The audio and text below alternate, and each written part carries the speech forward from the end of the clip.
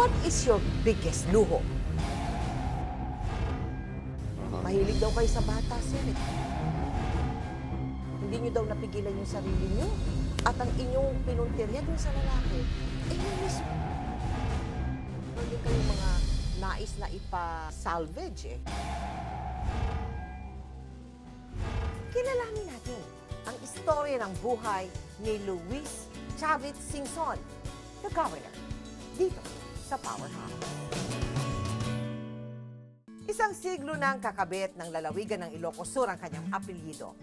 Ang kanyang pangalan, mulit-muling nasasangkot sa kontrobersya at sa tuwina, kakabit ito ng mga malalaking tao.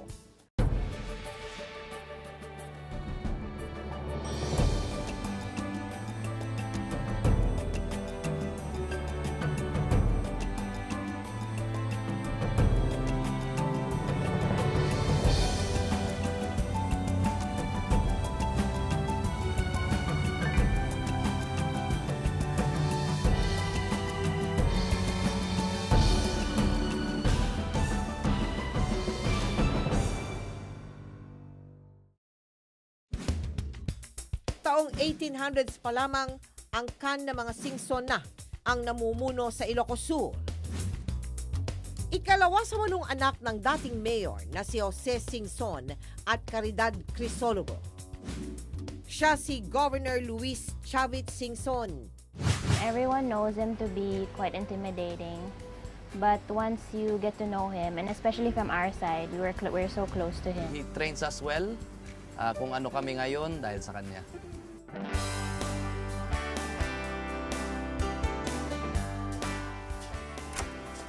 Governor, kamusta po? Hi, welcome. Thank you so much. Thank you.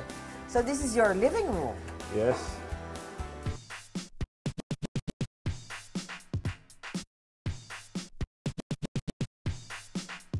And by the looks of this, mahilig kayo mag-entertain. Ano po? Yes, yes. Kasi nakikita ko sa setting ninyo, parang this is a house na parating may bisita, parating kayong may pinapakain, parating nag-entertain. Yes. Am I correct? Marami kong bisita palagi.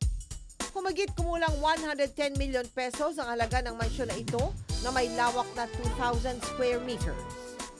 Gaano po katagal ginawa itong bahay? Matagal siguro dahil nung nabili ko, hindi natapos. So, May bahay na nung nabili ninyo. may ginagawa na. Ang nakatira rito, 5 yung anak ko. And then, yung mga Anak. yaya nila. Opo. Then may kusinero, yung mga drivers. Sa 5 dekadang panunungkulan niya bilang gobernador at mambabatas, taas noon niyang pinagmamalaki ang mga nagawa niyang programa sa lalawigan. Kayo na rin ang nagsabi, 1800s pa, Singson na yung Singson na ang Vigan, Singson na ang Ilocos Sur. Bakit hindi umuunlad, hindi gumaganda ang I'll correct you on buhay? that. When I started as governor, ang income ng probinsya was 2 billion. Now, ang income ng probinsya, 800 billion. Marami kami infrastructure. Marami ng mga nagnanegosyo yung iba. Lahat ng kalsada, halos lahat, sementado. Pagpunta ka sa baryo, sementado. Punta ka sa ibang probinsya, mayroon ba yan? So, hindi ba progress yan? Wala na bang wedding sa sa Ilocos? Meron. Meron pa rin. On and off. Kung ganun pala, bakit hindi matigil-tigil yan? Matigas sa ulo ng tao eh. Wala namang wedding, walang tataya eh. Ay, di sabi naman po na kasi nila, wala namang wedding kung ito ay hindi kinokondone ng local government. Ako, tinutolerate ko. Kung meron, meron. Kung wala, wala. Yung sinasabi ko sa ito. Gusto mo, huliin ko rin lahat sila para matalo ko? Sabi nila kasi, pag sa lugar ay may wedding, tiyak ika, ang mga local officials ay nakakaparte sa wedding. So, ang tanong ko ngayon, pumaparte ba kayo sa wedding doon? Nakikinabang ako, pag may project, o sige, suportahan nyo yan. Ako, hindi ko nga actually kilala yung mga yan eh. Maraming komplikasyon eh. Gusto nyo, maging hero ako. Hinto lahat yan ha. Pahuli ko lahat. Tapos patalo ko seleksyon. Pabor kayo na ipagpatuloy ang wedding? No. ano Pabor ako na malegal. Mailegal Legal para makinabang ang gobyerno. Ang bahay ni Chavit ay salamin raw ng kanyang pagiging palakaibigan at pagiging malapit sa tao. Kabilang na ang pambansang kabuo na si Manny Pacquiao na malapit kay Chavit Singson. Bakit ang lapit-lapit ninyo kay Pacman? Anong araw pa, sinusuportahan ko na. Nakikita ko na yan nung lumaban. Nung 60 years old nga, nakita ko na bumagsak eh.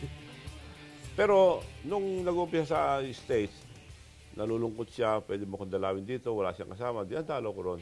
Kaya naman sa sobrang nilang lapit sa isa't isa, normal na ang malakihang pustahan nila ni Pacman sa tuwing ito ay may laban.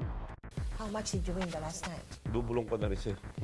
Pagka ba nananalo si Pacman, nag-aano din sa inyo? Hindi na siguro, no? Hindi. Hindi nyo na Ay, kailangan ako, balatuhan? namimigaw ng balato.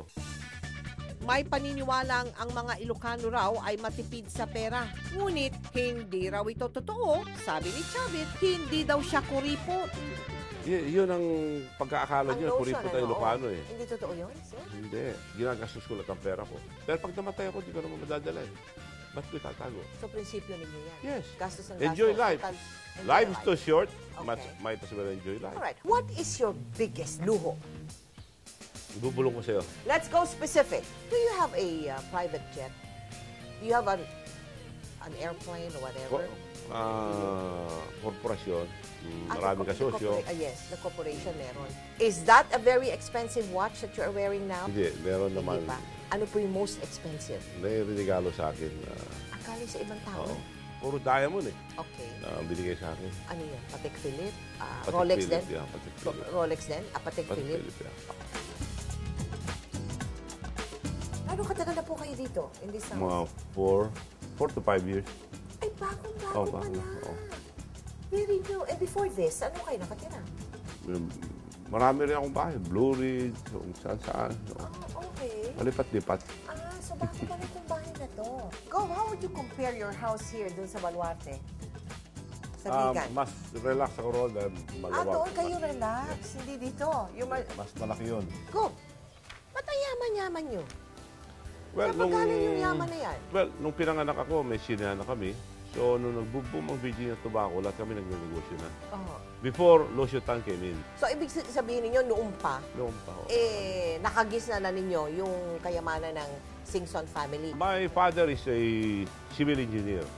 So, may construction siya nung araw. Bata pa ako, tumutulong na ako. Pinagpatuloy ko yun, yung construction.